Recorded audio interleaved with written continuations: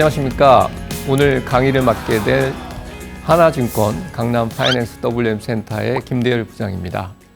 오늘은 시니어의 현명한 금융자산관리에 대한 주제를 가지고 여러분들께 말씀드리도록 하겠습니다. 1부에서는 시니어의 금융자산관리 방향 설정에 대한 방향을 좀 잘 잡아야 될 것 같고요. 그리고 2부에서는 시니어의 금융자산관리 전략, 좀 더 디테일한 전략들을 한번 살펴보겠습니다.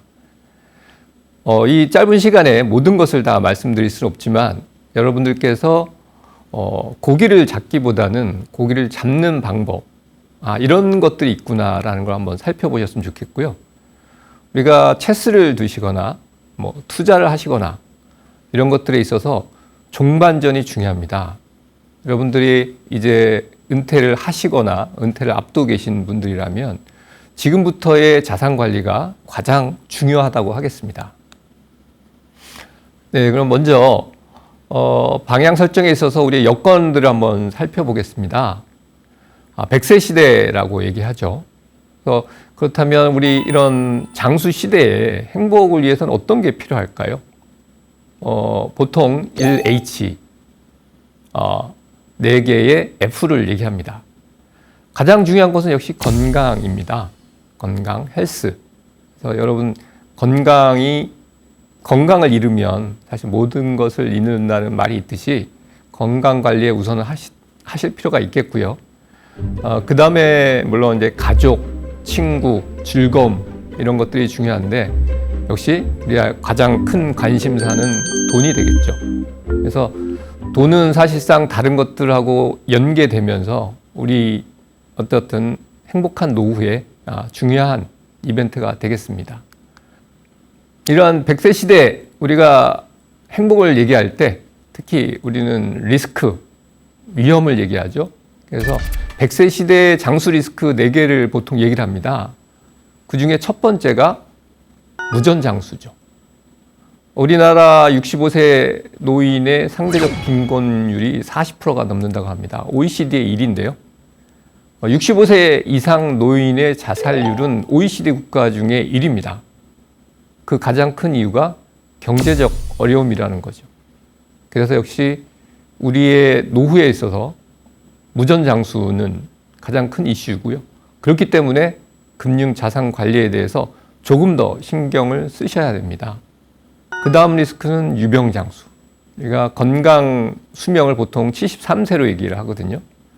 그러면 평균적으로 73세 이후에는 어딘가 치명적인 병이 생길 수가 있다는 거죠.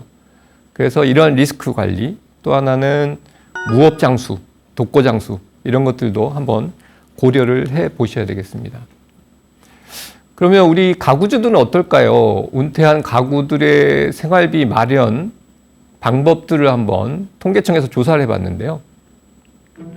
보시면 공적 수혜금, 그러니까 정부 지원금이 되겠죠. 이러한 지원금으로 생활하신 분들이 31.9%에 달합니다.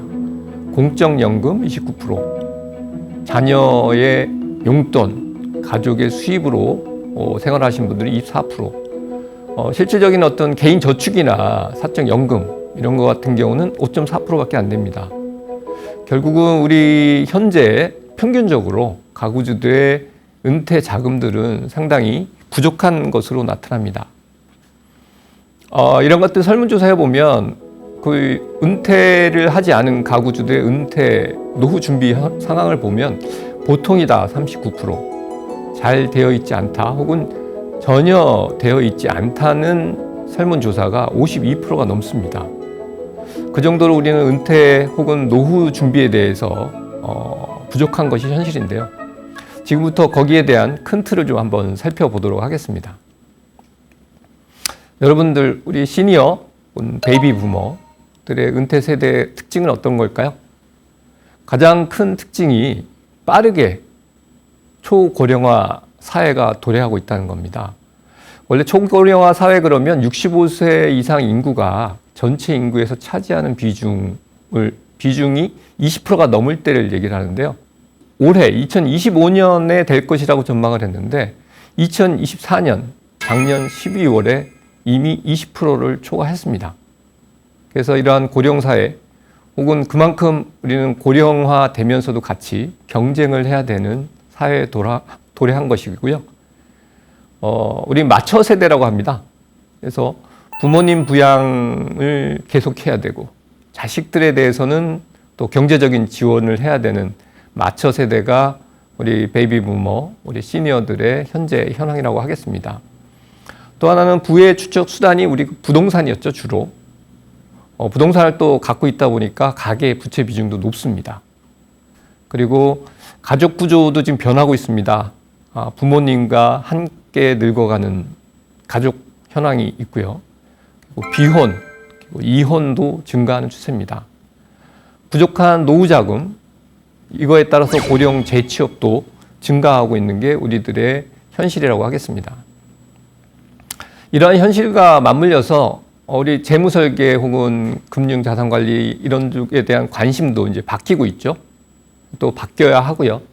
기존까지는 어떻게 보면 우리가 이제 적립을 해오는 시대였다면 이제는 인출을 하는 시대로 이제 바뀌고 있는 겁니다.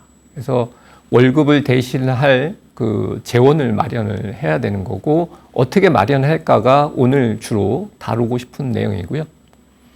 그리고 자산을 이제는 증식하기보다는 보존을 하는 그런 것들에 대해서 우선시하는 자세의 변화가 나타나기 마련입니다. 또 하나는 은퇴 후에도 일할 수 있는 소득 활동에 대해서 관심이 증대되고 있습니다. 가구주들을 조사를 해보면 은퇴하지 않은 가구들의 83%가 계속 현재 일을 하고 있다고 얘기를 하고 있고요. 예상 은퇴 연령도 68세라는 통계가 있습니다.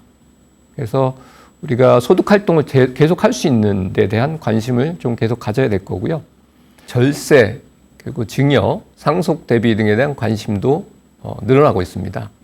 부동산 관점에서 보면 부동산에 대한 비중을 어떻게 축소할 것인가 혹은 주택연금에 대한 연금화 이런 것들에 대해서도 우리 은퇴 세대들의 관심이 증가하고 있는 것으로 판단되고 있습니다. 지금부터는 이러한 그 금융자산 관리에 대한 방향 설정에 대해서 주요한 포인트를 한번 살펴보겠습니다. 첫 번째로 볼 필요가 있는 것은 우리 경제 환경에 있어서 투자에 대한 관심이 증대되고 있고 증대될 수밖에 없다는 것입니다. 이 그래프를 한번 보시면요. 이 그래프는 우리나라의 경제 성장률과 은행 예금 금리를 비교해 놓은 겁니다. 과거에는 고도 성장기였고요. 이에 따라서 금리도 높았습니다. 그렇지만 지금은 금리가 계속적으로 떨어지고 있고 물론 코로나 이후에 잠시 올랐었지만 지금 다시 내려가고 있죠. 그래서 은행 1년 예금 금리가 3% 초반으로 내려가 있고 사실상 우리가 한 4년 전만 하더라도 1%대 금리를 경험했었습니다. 이렇게 본다면 조금 더 투자에 대한 관심을 높이실 필요가 있다라고 봅니다. 그리고 또 하나는 물가 상승입니다. 우리나라의 물가는 계속적으로 상승하고 있고요. 사실상 최근 평균만 하더라도 3%가 넘습니다. 경제가 성장하면 물가는 당연히 오르게 마련인데요. 문제는 예금 금리가 낮은 상황에서 물가가 오르게 되면 예를 들어서 2.5%의 물가 상승률이 30년을 경과하게 되면 우리의 구매력은 48%, 절반으로 떨어진다는 얘기죠. 그래서 예금 금리만 유지했을 때는 사실상 물가 쫓아가기도 버겁다라고 볼 수가 있고요. 그래서 우리가 노후에 있어서 침묵의 암살자, 우리가 보통 고혈압을 얘기하는데 이 인플레이션도 우리가 꼭 대비를 해야 되는 것이라고 하겠습니다. 다음은 금융자산 중에 투자자산에 대한 비중을 좀 확대하는 것을 고려하실 필요가 있습니다. 아래 그래프를 보시면 한국과 미국의 금융자산 구성 현황을 좀 비교해 놨는데요.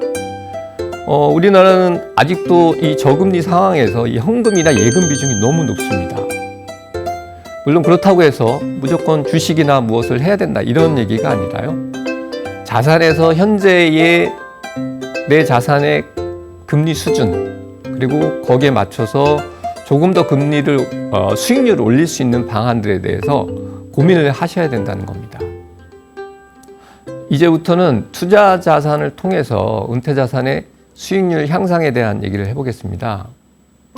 예를 들어서 7억 원의 자산이 있다고 봤을 때 이 자금을 월 250만 원, 연 3천만 원을 계속적으로 인출을 한다고 하면 이 자산의 은퇴 후에 60세부터 계속 유지할 수 있는 기간을 계산해 본 겁니다.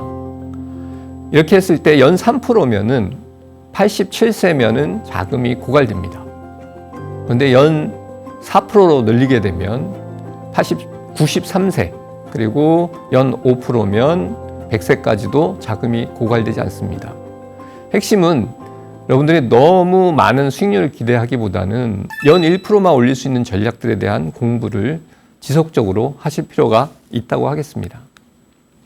그러면 이제 이러한 그 투자에 대한 속성에 대해서 여러분들이 분명하게 확인하실 필요가 있습니다. 그러니까 투자 자산 그러면 우리가 주식, 펀드 이런 실적 배당형 상품을 얘기합니다. 그리고 뭐 저축은 뭐 많이 하고 계시는 예금들은 이제 금리로 결정이 되겠죠.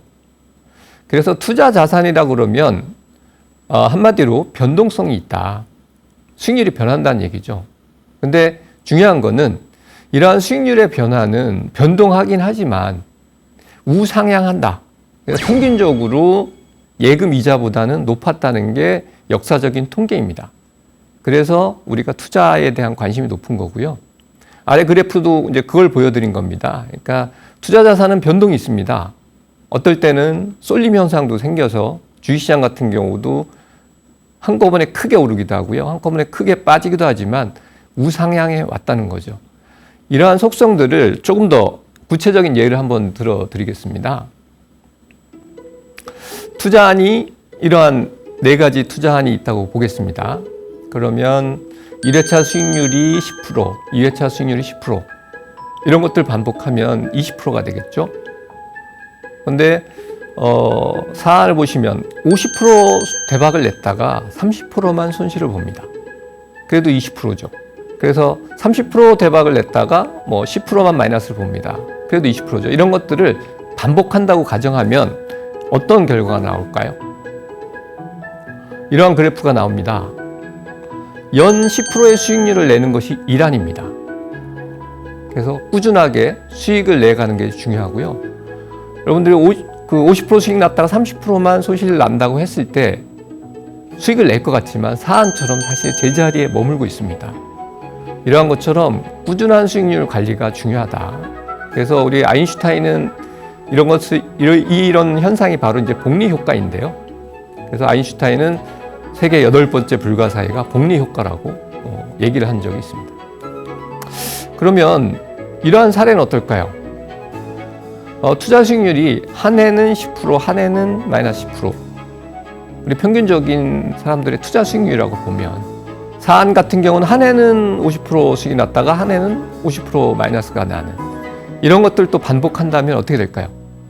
같은 0%로 보이지만 이런 것들을 매년 반복하게 되면 이러한 그래프가 나옵니다. 연 10% 수익이 났다가 연 10% 손실이 나면 그나마 자산 유지가 어느 정도 가능합니다. 그런데 연 50% 수익이 났다가 연 50%의 손실이 나면 급격히 자산이 줄어듭니다. 왜 그럴까요? 마이너스 50%의 손실이 발생하게 되면 원금이 될 때 100%의 수익을 내야 되기 때문이죠. 그래서 워렌 버핏은 절대로 돈을 잃지 마라. 그리고 이 원칙을 절대로 잊지 마라라고 강조를 한 것입니다. 그래서 여러분들이 손실 리스크를 관리하는 것이 그만큼 중요하다라는 말씀을 드리겠습니다. 그래서 이러한 투자 자산 관리를 할 때의 핵심은 결국은 적절한 기대 수익률을 관리를 해서 꾸준한 수익률을 낼 수 있는 전략들을 만들어 보시라는 게 핵심입니다. 지금 보는 그래프는 우리 코스피 지수와 복리 수익률을 비교해 본 겁니다. 코스피 지수는 우리 주식시장은 큰 폭의 등락을 하지만 우상향해 왔습니다. 그렇지만 그 사이에 우여곡절이 많죠. 근데 연 5%, 빨간색 점선인데요. 연 5%의 수익률만 낼 수 있다면 여러분들은 지수를 이길 수도 있습니다. 또 하나 중요하게 보실 거는 절세입니다. 세금을 얼마나 떼느냐에 따라서 복리 효과의 크기가 낮아지는 것을 보실 수가 있습니다. 그래서 이러한 적정한 기대 수익률을 가지고 그리고 절세 전략을 고려해서 금융자산 관리를 해야 되겠습니다. 그럼 이제부터 실질적인 금융자산 관리 전략에 대해서 얘기를 해보겠습니다. 들어가기 전에 우리 마인드에 대한 얘기를 한번 해보겠습니다. 행복의 과학이라는 책에 보면 긍정의 마인드에 따른 생존 연령에 대한 통계 자료 분석이 있는데요. 핵심은 긍정적인 마인드를 가지신 분들이 혹은 행복하다고 느끼신 분들이 오래 살으셨다는 얘기입니다. 반대로 보면 부정적인 거나 아니면 부정적인 상황에 놓여 있을 때 오히려 수명이 짧아졌다는 건데요. 여기서 우리가 생각해야 될 것은 금융자산 관리도 사실상 우리는 행복하기 위해서 투자를 하는 겁니다. 그런데 투자를 하면서 불행하다. 그러면 사실상 안 맞을 수 있다는 거죠. 그래서 제가 말씀드린 건 무조건 투자를 해야 된다는 게 아니라 조금씩은 투자에 대한 관심을 가지시면서 올바른 자산 관리 혹은 행복감을 유지할 수 있는 자산 관리를 해야 된다는 것이 하나고요. 또 하나는 긍정적인 시각으로 우리 투자 시장을 바라볼 필요가 있다고 하겠습니다. 한 가지 살펴보겠습니다. 우리가 은퇴 설계에 있어서 우리 목돈을 가지고 관리하느냐, 현금 흐름을 중심으로 관리하느냐를 한번 생각해 보십시오. 목돈이라는 것은 내가 큰 자금을 쥐고 있는 거고요. 현금 흐름이라는 것은 매월 얼마가 나오도록 관리하는 겁니다. 이러한 우리 은퇴 세대의 그 생활 패턴, 우리가 지출 곡선을 보면 은퇴 후에 활동적인 시기, 그리고 회상의 시기, 간병의 시기로 나누어집니다. 이때 지출은 초기에 활동적인 시기에 지출이 많고요. 중간에는 좀 지출이 줍니다. 중요한 것은 간병의 시기. 그러니까 건강 수명을 말씀드렸지만 건강이 악화되기 시작하고 병이 생기게 되면 의료비가 급격히 증가합니다. 그래서 이러한 것들에 대한 대비가 필요하고요. 이러한 데 대비하기 위해서 금융자산관리 어떻게 해야 될까라고 보면 큰 틀에서 보면 기본적으로 연금, 국민연금이나 공적연금 이런 연금들이 있죠. 근데 문제는 연금도 우리가 공백기가 있습니다. 그 공백기를 잘 관리하셔야 되고요. 그리고 개인이 관리하시는 퇴직금, IRP, 그리고 연금저축 이러한 연금형 자산들로 기본적인 베이스를 좀 까실 필요가 있고요. 만약에 그게 안 되신다면 사실상 재취업이 필요한 거죠. 뭔가 경제활동이 필요합니다. 그리고 그 이외에 좀 더 쌓으신다면 은퇴자산을 연금화하는 전략, 그리고 나중에 노후에 필요하다면 주택을 연금으로 바꾸는 주택연금 이런 것들에 대해서 하나하나씩 계획을 수립할 필요가 있겠습니다. 여기에 대한 참고 자료를 말씀드리면 기본적으로 여러분들의 현재 자산, 부채 현황을 면밀히 다시 한번 점검해 보십시오. 월 수입이 얼마고 월 지출이 얼마인가? 나의 은퇴 생활 방식은 어떻게 갖고 갈 거고 향후 5년, 10년 내에 우리 가족의 이벤트로 발생할 수 있는 자금이 얼마인가? 이런 것들을 점검해 보시는 게 기본입니다. 이러한 참고 자료로 한번 말씀드릴 수 있는 것이 통계청에서 우리나라의 은퇴한 부부의 평균 생활비를 조사해 보면 작년 기준으로 적정 생활비가 336만 원, 최소 생활비는 240만 원 정도 된다고 합니다. 여기에 가족이 한 분 더 있으시면 그만큼 금액이 늘어나겠죠. 이러한 계산을 가지고 접근하실 필요가 있고요. 물론 개별적으로 틀립니다. 우리가 연금 자산의 기본이 이제 공무원연금 혹은 국민연금 이러한 나오시는 금액도 개인적으로 틀리신데요. 각자의 현황에 맞춰서 필요한 자금, 준비 자금을 계획해 보실 필요가 있겠습니다. 큰 틀에서 한번 우리 자산을 가지고 이 자산이 얼마의 역할을 할 것이냐를 한번 계산해 본 겁니다. 연금 자산의 수령의 금액에 따른 필요 자산인데요. 뒤집어 보면 내 생활비를 월 230만 원, 350만 원 할 때 필요한 자산 규모가 얼마일까를 계산해 본 겁니다. 예를 들어서 230만 원을 가지고 투자 수익률이 3%다. 그리고 물가 상승률이 2% 올라간다. 그러면 7억 원 정도의 자금이 필요합니다. 350만 원 정도가 필요하시다면 거의 10억 원의 자금이 필요하죠. 근데 이것을 뒤집어 보시면 일을 하고 계시다. 그래서 일을 통해서 월 230만 원을 벌으신다. 그러면 이러한 자산의 역할을 하고 계신 겁니다. 그만큼 현금 흐름을 발생할 수 있는 연금 혹은 일 이런 것들을 이러한 기준을 가지고 생각해 보실 필요가 있고요. 또 하나는 같은 230만 원이라도 3%일 때하고 5%일 때하고 필요 자금이 틀립니다. 이처럼 수익률을 내 금융자산의 수익률을 높일 수 있는 방법을 생각해 보실 필요가 있겠습니다. 그래서 우리는 목돈이 생기면 그 자금은 내가 지켜야 되는 거죠. 왜요? 주위에서 목돈이 있는지 알고 쫓아오니까요. 그렇지만 여러분들의 자산을 연금화를 해놓으시면 연금이 나의 노후를 지켜줄 것입니다. 연금에 대한 얘기를 좀 더 해보면요. 우리나라의 연금 체계는 3층 연금 제도라고 얘기하죠. 그래서 국민연금이 충분히 준비되어 있으시다면 기본적인 베이스를 깔으신 거고요. 그 다음에 여러분들이 퇴직금 혹은 목돈을 연금화해서 퇴직연금으로 만드시는 게 중요합니다. 개인적으로 연금 형태의 저축을 하셨다면 그 자금도 잘 관리하셔야 되고요. 혹은 기존에 갖고 계신 그런 자금들을 즉시연금이나 월지급시 상품, 주택연금 이런 형태로 연금 형태로 바꿀 수 있는 전략들에 대해서 이번 시간을 통해서 깊이 생각해 보시면 좋겠습니다.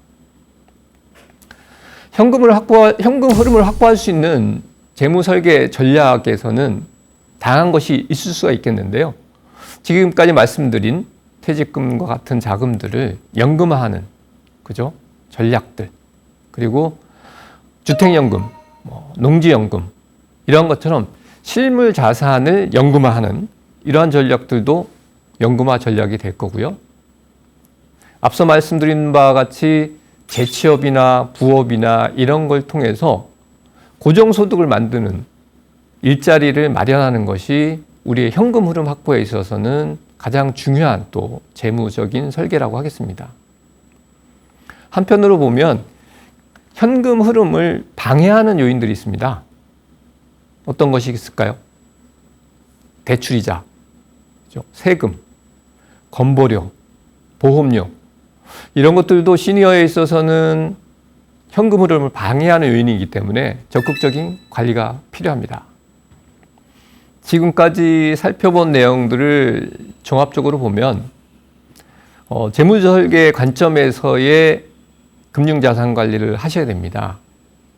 우리가 재테크와 재무설계의 가장 큰 차이는 재테크는 일회성 혹은 특정 자산에 대한 투자를 얘기를 하고요. 재무설계는 우리 노후에 대한 전반적인 그림 하에서 내가 갖고 갈 수 있는 재무 목표가 뭔지 그리고 현재의 재무 상태가 어떤지를 분석해 보고 그랬을 때 내가 필요한 자금이 얼마고 얼마가 부족하니까 향후에는 어떻게 투자를 해야 되겠다라는 것이 우리 재무 설계라고 하겠습니다. 이러한 것들을 연간 단위 혹은 분기 단위로 재점검하시고 설계를 해보실 필요가 있겠습니다. 그러면서 내 자산의 포트폴리오가 어떠한지 그리고 어떻게 바꾸어 나갈 것인지 이런 것들이 바로 리밸런싱입니다. 그래서 이러한 큰 틀 하에서 재무 설계를 한번 다시 생각해 보시는 게 중요하다고 하겠습니다. 이러한 재무 설계를 할 때 참고하실 만한 사이트를 몇 가지 말씀드리겠습니다. 여러분들이 계좌 정보를 전 금융기관에 있는 계좌 정보를 한꺼번에 조회해 볼 수 있는 게 금융결제원의 계좌정보 통합 서비스입니다. 그래서 여기를 한번 들어가 보시면 여러분들이 잊고 계신 자산을 찾으실 수도 있습니다. 다음으로는 금융감독원의 통합연금 포탈입니다.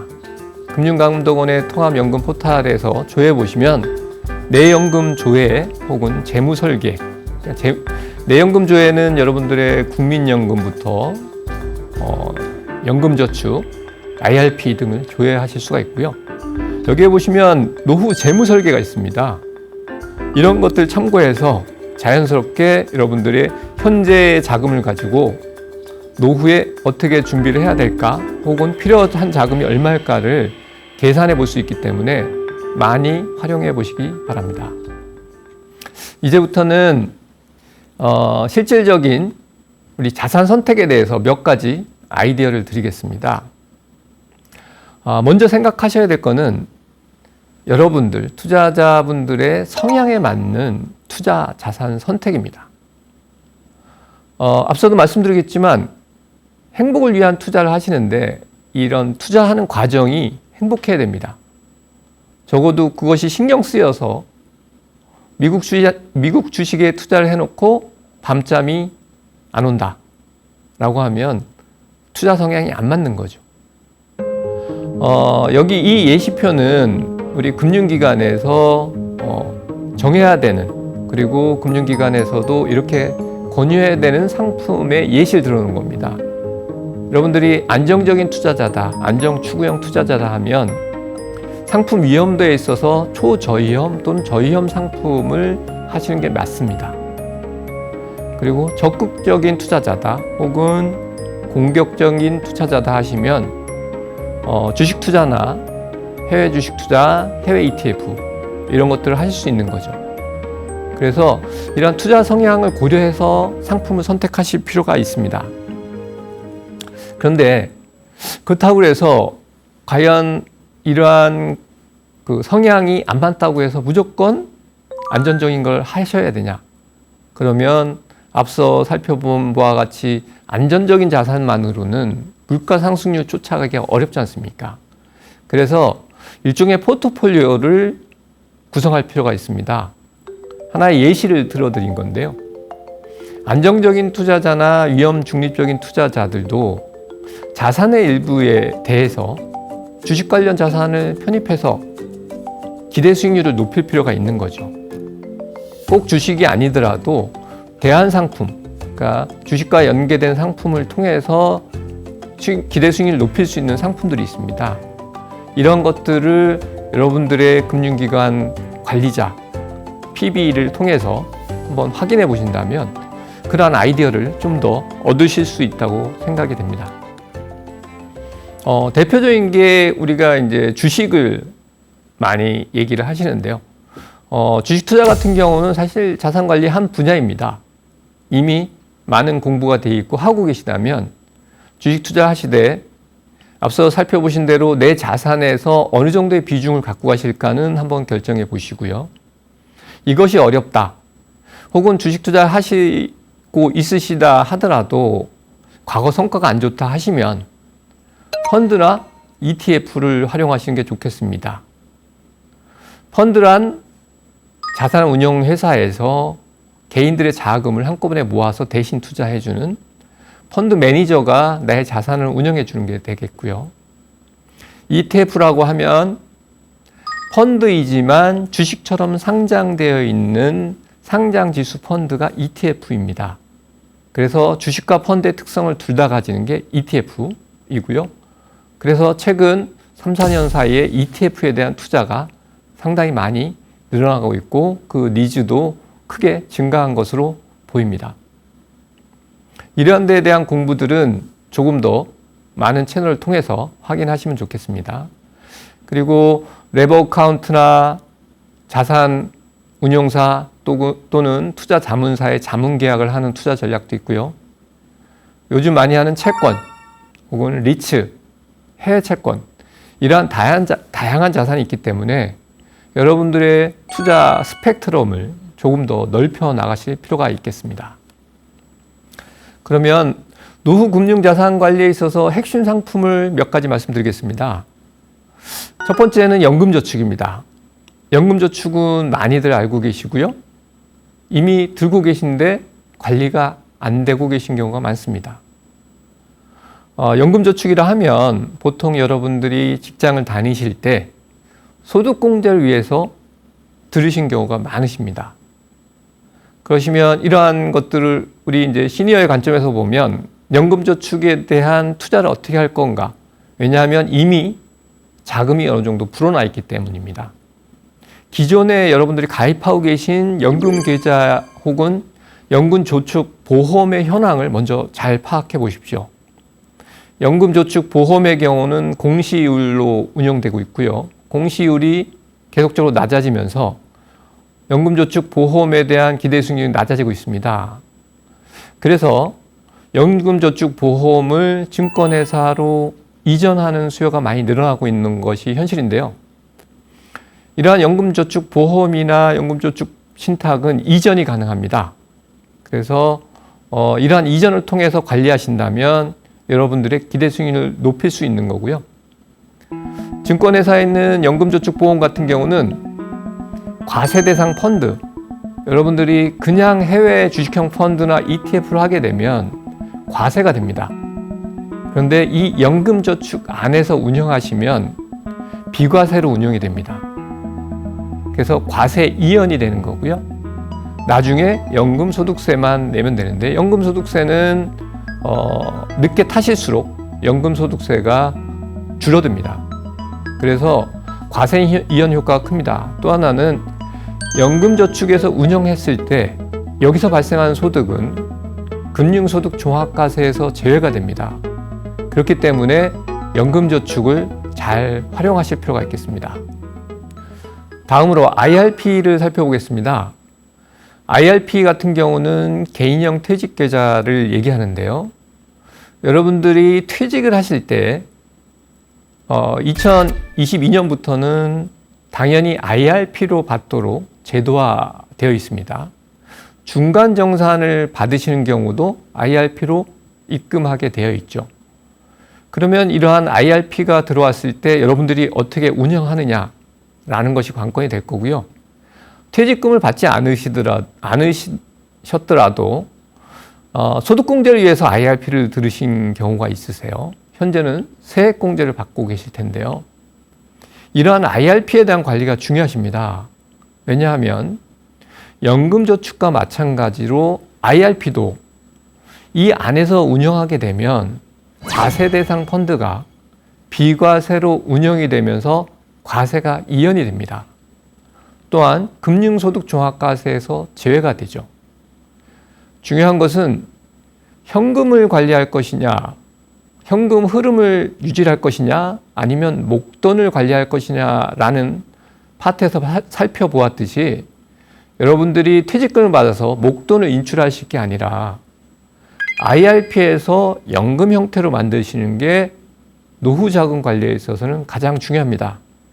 특히나 IRP에서 연금 형태로 수령하시게 되면 연금 소득세가 30%가 절감이 되게 됩니다. 또한 10년이 넘게 되면 연금 소득세가 40%가 절감이 됩니다.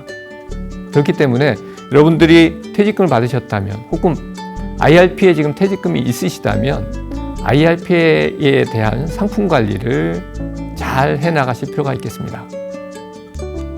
다음은 ISA입니다.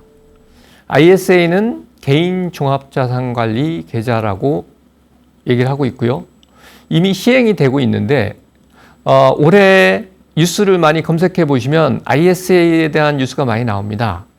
왜냐하면 기존의 ISA는 연 2천만 원 불입이 가능하고 총 1억까지 불입이 됐었는데 올해부터는 연 4천만 원, 2억까지 불입이 가능하도록 세제안이 지금 진행 중입니다. 그래서 그렇게 된다 그러면 이것을 통해서 여러분들의 자금 관리나 절세가 가능한데요. 이 상품은 3년 이상 가입을 하셔야 되고요. 그리고 일반형 같은 경우는 현재는 200만 원, 세제가 바뀌게 되면 500만 원까지 비과세가 됩니다.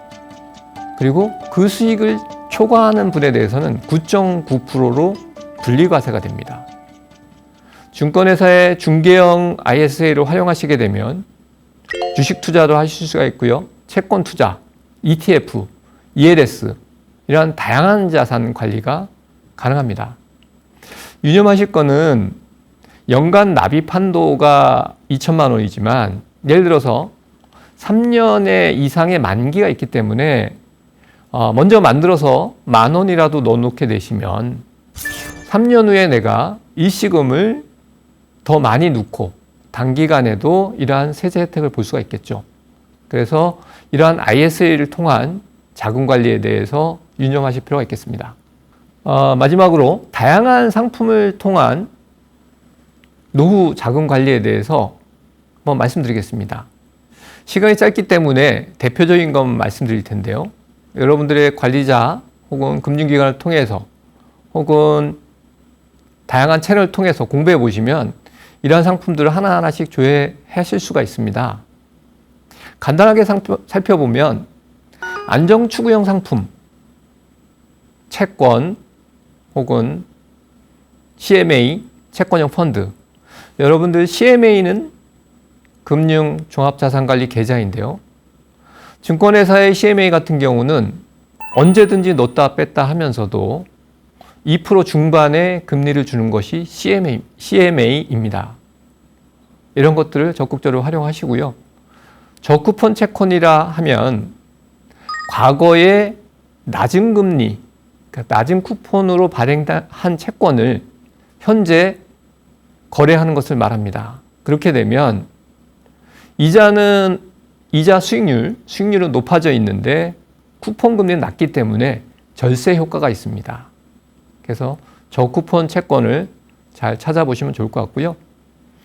중위험 중수익 상품의 경우는 채권 혼합형 펀드, 그리고 최근 많이 인기를 끌고 있는 공모주 하이힐드 펀드. 공모주 하이힐드 펀드는 하이힐드 채권을 편입했을 때 공모주 우선 배정 혜택이 있기 때문에 다른 상품들보다 기대 수익률이 높다고 하겠습니다. 메자닌 펀드 같은 경우는 전환사채, CB 등을 투자를 해서 기대 수익률을 낼 수 있는 상품입니다.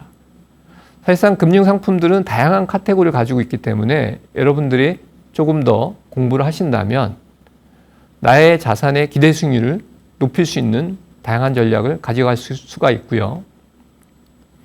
적극 투자형 상품에 대해서도 한번 살펴보겠습니다. 적극 투자형 상품은 조금 더 장기적인 투자가 가능한 자산을 활용하셔야 되고요. 주식형 펀드, 주식 ETF, 그리고 주식 랩이나 주식 1인 계약 같은 간접 투자형 상품을 추천드립니다. 주식에 대한 직접 투자가 어렵다는 것은 역사적으로 많은 통계들이 있습니다. 그래서 주식을 하시더라도 잘 아는 주식, 그리고 충분히 장기 투자가 가능하도록 또한 분할 투자를 통해서 진행하시되 주식형 펀드나 ETF를 많이 활용하시면 좋겠습니다. 지금까지 살펴본 내용들을 다시 한번 정리해 보겠습니다. 시니어 혹은 노후의 금융 자산 관리의 방향 설정에 있어서는 현재 저성장 그리고 저금리 시대에 또한 인플레이션을 고려한다면 투자 자산에 대해서 조금 더 관심을 확대하시고 공부를 하실 필요가 있습니다. 이러한 투자 자산을 투자를 하시더라도 수익률의 변동성을 관리를 하셔야 됩니다. 그래서 너무 높은 기대 수익률이 있다고 무조건 투자하실 것이 아니라 적정한 수익률로 그리고 나의 포트폴리오의 관점에서 접근하신다면 오히려 장기 투자가 가능하고요. 복리 효과가 가능할 것입니다. 실질적인 우리 금융자산 관리에 있어서는 현금 흐름 중심의 금융자산 관리 전략을 수립하십시오. 매월 발생할 수 있는 현금 흐름을 관리해 나가는 것이 노후 자산 관리의 핵심이라고 하겠습니다. 이러한 것들을 위해서 현재 여러분들이 갖고 계신 은퇴 자산, 그리고 향후에 필요한 자금들을 분석해 보시고 거기에 따른 자금 계획을 수립하실 필요가 있겠습니다. 실제 상품을 선택하실 때는 여러분들의 투자 성향을 꼭 판단하시고 그러한 성향에 맞는 자산을 선택하실 때 포트폴리오 구성을 통해서 여러분들의 투자 자산을 확대하실 필요가 있겠습니다.